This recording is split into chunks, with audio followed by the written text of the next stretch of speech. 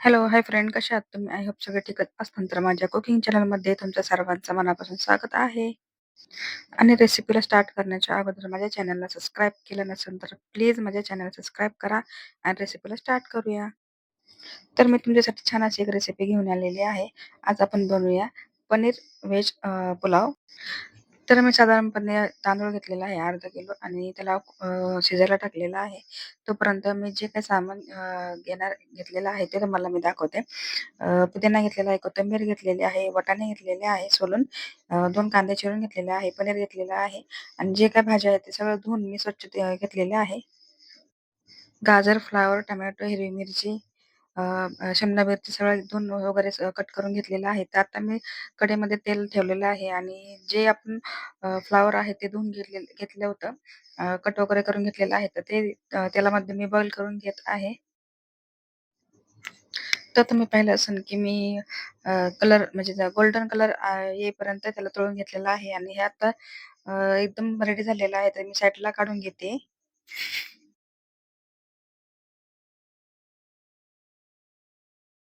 तर फ्लॉवर मी तळून घेतलेला आहे आणि त्याला साईडला ठेवलेलं आहे.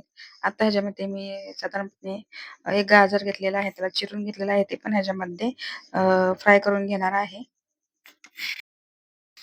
आधी पण मी व्हेज पुलाव म्हणून व्हिडिओ शेअर केलेला आहे आणि हा वेगळा वेगळा व्हिडिओ आहे, तसा व्हिडिओ नाहीये. ह्याच्यामध्ये मी पनीर वगैरे आणि पूर्ण रेसिपीची जे बनवायची पद्धत आहे ती माझी ह्याच्यामध्ये वेगळी आहे आणि हा व्हिडिओ शेवटपर्यंत नक्की पहा. ह्या व्हिडिओमध्ये मी जे काही भाज्या आहेत ना, त्या पूर्ण तळून घेणार आहे. म्हणजे तेलामध्ये फ्राय करून घेणार आहे. कारण का गेल्या वेळेस मी पूर्ण तेलामध्ये शिजवून घेतले होते, म्हणजे परतून घेतले होते आणि आता ह्या व्हिडिओमध्ये मी पूर्ण फ्राय करून घेणार आहे. तर आपलं गाजर जे आहे ते पण तेलामध्ये फ्राय झालेलं आहे. त्याला बाजूला काढून घेणार आहे आणि आता मी जस्ट 2 शिमला मिरची सॉरी 2 शिमला मिरची घेतली होती आणि त्याच्या जे आतमधले बीन्स वगैरे आहेत ते सगळं साईडला काढून घेतलेलं आहे आणि तेलामध्ये पण ह्याला मी फ्राय करून असंच घेणार आहे. तर आपण प्रत्येक वेळेस भाजी बनवतोच, पण थोडीशी भाजी वेगळी असली तर खायला खूप छान लागते. म्हणून गेल्या वेळेस तसा व्हिडिओ टाकला होता. पूर्ण एकत्र मसाले वगैरे टाकून त्याला शिजवून घेतलं होतं. आता थोडीशी जरा वेगळं केलेलं आहे. तर आपला जे शिमला मिरची आहे ते पण एकदम तळून झालेलं आहे. तर साईडला त्याला पण मी साईडला काढून घेतलेलं आहे आणि 2 बटाटे घेतलेले आहे.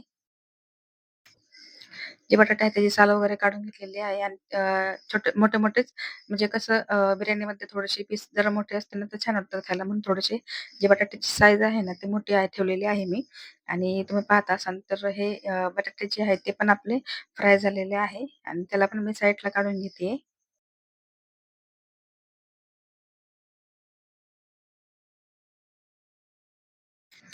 तर आपले बटाटे जे आहेत ते पण फ्राय झालेले आहे. आता आपण ह्याच्यामध्ये टाकूया पनीर आणि पनीरला पण थोडंसं मी जास्त नाही, पण थोडंसं मी तेलामध्ये फ्राय करून घेणार आहे. तर तुम्ही पाहिलंच असेल पनीर बघा आपला किती छान असा गोल्डन कलर आलेला आहे. जास्त करायचा नाही कारण भाजीमध्ये एकदम दिसून येणार नाही आणि टेस्ट त्याची थोडीशी वेगळी येईल म्हणून थोडंसंच ब्राउन ठेवणार आहे आणि ते पण साधारणपणे पूर्ण झालेलं आहे. ते पण आता बाजूला काढून घेणार आहे. तर पनीर झालेलं आहे ना, आता मी कांदा थोडासा तळून घेत आहे. कारण काय मला थोडंसं डिशवरती म्हणजे डिश कंप्लीट झाली की थोडंसं लागत होता म्हणून थोडासा मी कांदा पण तळून घेतलेला आहे. गोल्डन ब्राउन करून घेतलेला आहे.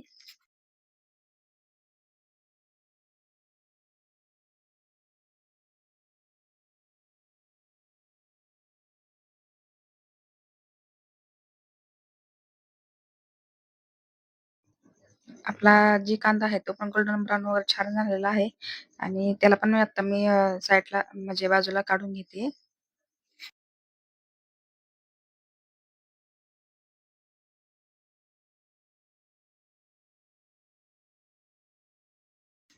आपल्या जे भाज्या आहेत ना, ते सगळं तळून घेतलेले म्हणजे सॉरी फ्राय करून घेतलेल्या आहे आणि साईडला ठेवलेले आहे आणि आता जी मेन प्रोसेस आहे ती मी सुरुवात करते आहे. एका पातेल्यात मी पातेलं घेतलेलं आहे आणि त्याच्यामध्ये 2 तमालपत्र ॲड करून त्याच्यामध्ये थोडंसं जिरं ॲड केलेलं आहे आणि जिरं चांगलं कडकडीत झालेलं आहे आणि नंतर मी 2 कांदे चिरून घेतले होते ह्याच्यामध्ये पातेल्यामध्ये ॲड केलेले आहे आणि थोडंसं कांदा जी आहे ती पूर्ण नाही तर थोडंसं गोल्डन कलर करून घेतलेला आहे.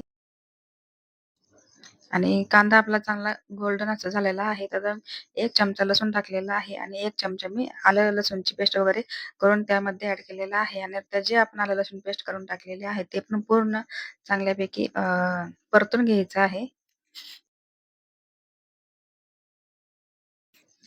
गॅसचा जी फ्लेम आहे ते कमी करायचा आहे. कारण का आलं लसणाची जी पेस्ट असते ना, ते पातेल्याला लवकर चिकटते. त्याच्यामुळे आपल्याला थोडंसं गॅसचा फ्लेम कमी करायचा आहे आणि थोडंसं जास्त वेळ देऊन चांगलं परतून घ्यायचं आहे. ह्याच्यामध्ये 3 हिरवी मिरची घेतली होती मी आणि त्याला कट करून घेतले होते. ते पण ह्याच्यामध्ये ॲड केलेले आहे आणि टोमॅटो टाकलेला आहे आणि हिरवी मिरची वगैरे सगळं आपल्याला चांगल्यापैकी परतून घ्यायचं आहे.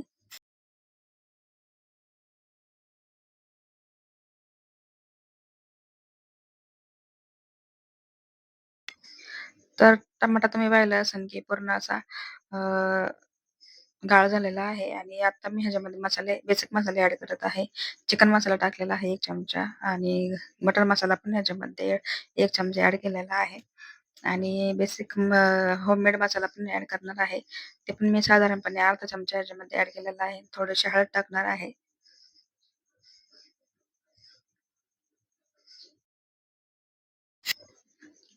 तर मी सर्व मसाले ह्याच्यामध्ये टाकून घेतलेले आहे. मी बाकीचे कोणते मसाले यूज केलेले नाही इथं आणि जे मसाले आहेत, ते आता पूर्ण आपल्याला तेल सुटेपर्यंत परतून घेणार आहे.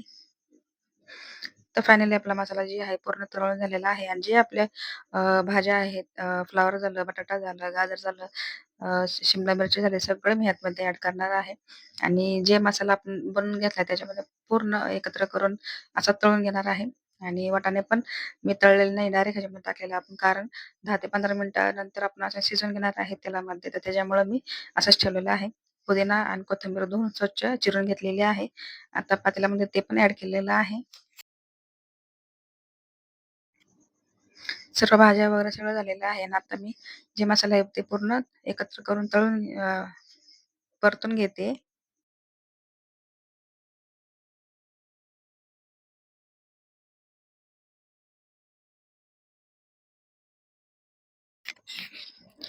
तर तुम्ही पाहिलं असेल की जे आपला मसाला पूर्ण एकत्र झालेला आहे आणि मी आत्ता ह्याच्यामध्ये पनीर आहे ते थोडेसे ठेवलेले आहे. अ, मला डिश गार्निश करायसाठी आणि तुम्ही पाहिले असेल की मी जे पनीर आहे ते ह्याच्यामध्ये ॲड करून पूर्ण मसाल्यामध्ये तळून घेणार आहे.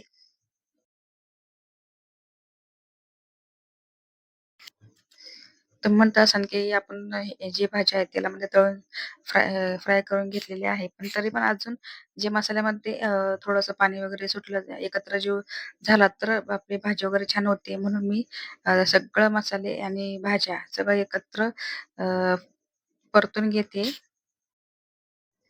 मी तांदूळ घेतले होते अर्धा किलोच्या हिशोबाने मी अर्धी वाटी दही घेतलेली आहे आणि दहीमध्ये पूर्ण जे आपले भाज्या वगैरे आहेत ते खूप मी एकत्र करून घेतलेले आहे आणि गावरान तूप ऑलरेडी व्हिडिओ लाईट गेली होती म्हणून ते दाखवता नाही आला. पण नंतर मी गावरान तूप पण ह्याच्यामध्ये ॲड केलेलं आहे आणि पनीर ह्याच्यामध्ये ॲड करून पूर्ण अ, 10 मिनिटं तरी मी पूर्ण मसाले हे सॉरी परतून घेत आहे.